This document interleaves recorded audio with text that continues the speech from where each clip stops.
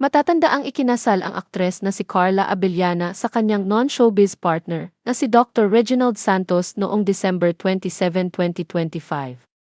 Mapapanood sa official wedding video na ipinost ng aktres na present sa kasal ang inang si Rhea Reyes at ang kapatid niyang si Erica Espiritu.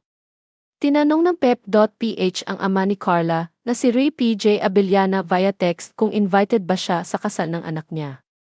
Matipid na sagot ni PJ, no invite po. Good AM.